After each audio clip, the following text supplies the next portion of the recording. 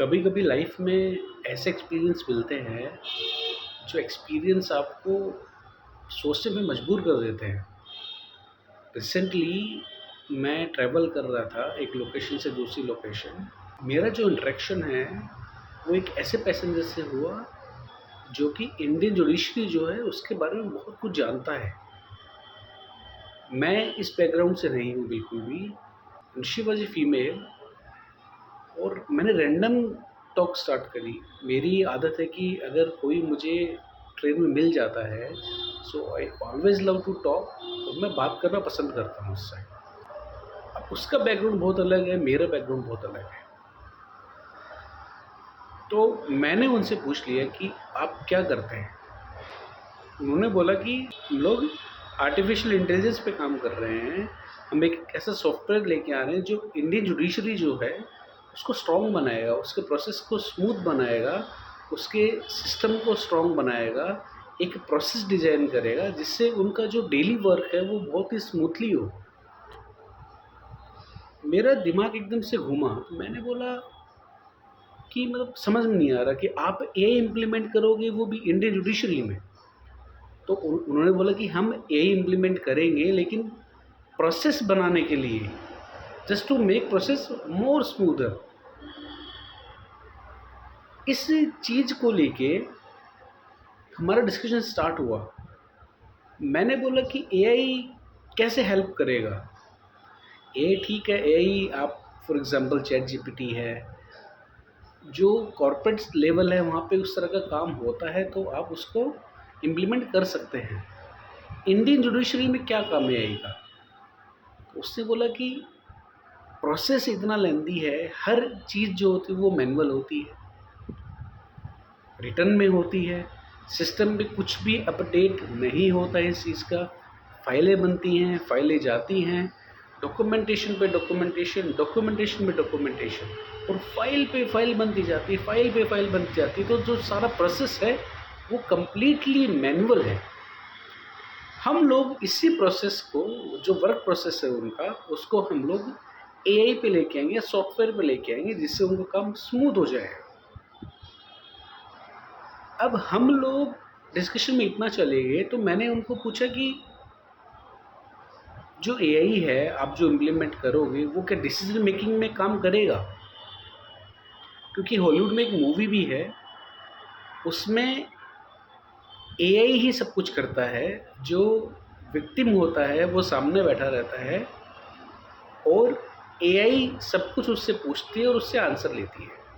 तो उसने बोला कि नहीं, डिसीजन मेकिंग में एआई कभी भी इन्वॉल्व नहीं होगा क्योंकि वो एक ह्यूमन इमोशन होता है। तो एआई है, उसके पास इमोशंस नहीं है तो वो जजमेंट नहीं दे सकता। अब मैं उनको ये पूछने लग गया कि प्रोसेस स्मूथ होने से क्या फ़ायदा मिलेगा, आपने प्रोसेस में इम्प्लीमेंट कर दिया उससे क्या फ़ायदा मिलेगा। तो मैं सरप्राइज़ हो गया उनकी बात सुन के कि इंडियन जुडिशरी जो है उसकी पेंडेंसी इतनी हाई है, इतनी हाई है कि अगर उस पेंडेंसी को या बैकलॉग को हम लोग आज क्लियर करना शुरू करेंगे मैनुअली तो 300 साल लग जाएंगे उसको क्लियर करने में। 300 ईयर्स प्लस बोल रहा हूँ, कम नहीं ज़्यादा लगेंगे। 300 साल जो बैकलॉग उनका है उसको क्लियर करने में अगले 300 साल लग जाएंगे। मैं सरप्राइज हो गया इस चीज़ को सुन के कि मतलब क्या बात कर रहे हो आप, सिस्टम है वो इतना स्लो चलता है। फिर उसने मुझे कुछ और फैक्ट्स बताए। उसने मुझे क्या फैक्ट बताया, इंडिया जो है उसमें इंडियन जुडिशरी में आज के दिन 50 प्लस मिलियन केसेस पेंडिंग हैं। तो 5 करोड़ हो गए, 5 करोड़ के आसपास नहीं, 5 करोड़ से ज़्यादा केसेस जो हैं वो पेंडिंग हैं, उनका कोई रिजल्ट ही नहीं आया अभी तक। मैं सरप्राइज हूँ इस चीज़ को लेके। और आप लोग भी एक बार सोच के देखो कि 5 करोड़ केसेस तो पेंडिंग चल रहे हैं,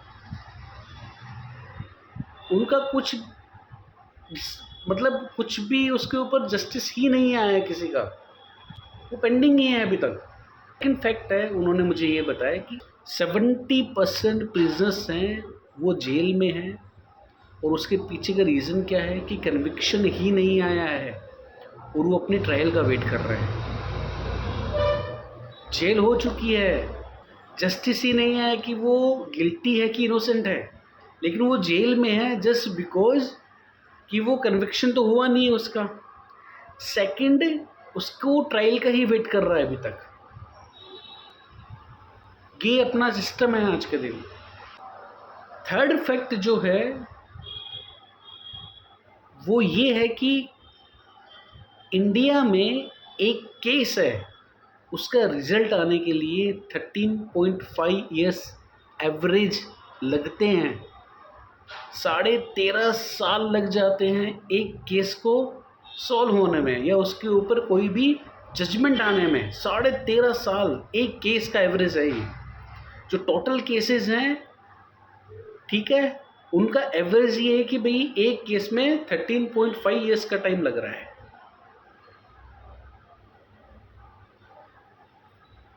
इतना बड़ा सिस्टम है, लॉ एंड ऑर्डर्स हैं, इतना बड़ा कॉन्स्टिट्यूशन है, इतना बड़ा इंडियन जुडिशरी है, और आप उसकी हालत देखिए क्या हालत है। जहाँ पे लोगों को जस्टिस नहीं मिल पा रहा है, वो प्रूव ही नहीं हो रहे हैं कि वो गिल्टी हैं कि वो इनोसेंट हैं, वो जेल में हैं बस। और मैं जो कंपनी है, जो भी सॉफ्टवेयर कंपनी है, मैं उसका नाम डिस्क्लोज नहीं करूँगा यहाँ पे, लेकिन उन्होंने जो अपॉर्चुनिटी फाइंड आउट करी है कि यहाँ पे हमें काम करना पड़ेगा। सब लोग ये को कॉर्पोरेट में इम्प्लीमेंट करने में लगे हैं कि कॉर्पोरेट में इम्प्लीमेंट कर दो, लेकिन जब ये चीज़ गवर्नमेंट सिस्टम में इम्प्लीमेंट होगी तो ये जो प्रोसेस है, जो 300 साल मैनुअल लगेंगे इस काम को कंप्लीट करने में, वो प्रोसेस बहुत इजी हो जाएगा पूरे डिपार्टमेंट के लिए।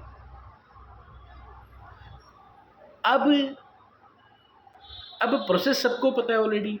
डिस्ट्रिक्ट कोर्ट है, हाई कोर्ट है और सुप्रीम कोर्ट है, तो मैं इसके बारे में ज़्यादा बात नहीं करूँगा। तो प्लीज़ आप लोग अपने सजेशन दें, कमेंट्स लिखें, इस वीडियो को शेयर करें जितना हो सकता है, जिससे हमें ये पता चलेगा कि गवर्नमेंट किसी की भी हो, चाहे वो 70 ईयर्स का टेन्योर हो, चाहे वो 15 ईयर्स का टेन्योर हो, क्या हमारा सिस्टम इतना वीक है कि हम लोग जस्टिस नहीं दे पा रहे हैं? हम लोग ये डिक्लेयर नहीं कर पा रहे हैं कि ये इनोसेंट है कि गिल्टी है। लोग जेल में हैं और उनका कोई कन्विक्शन ही नहीं है। एक केस को 13.5 साल लग जाते हैं। तो इस वीडियो को जितना हो सकता है आप शेयर करें, और आप भी ये स्टडी करें कि इंडियन जुडिशरी जो है वो इतना वीक क्यों है, और अपने सजेशंस भी डालें इसमें कि उसको और स्ट्रॉन्ग कैसे बनाया जा सकता है। एआई जो है वो अगर इम्प्लीमेंट होता है तो उससे क्या क्या बेनिफिट्स मिलेंगे? बेनिफिट्स मिलेंगे, पक्का मिलेंगे।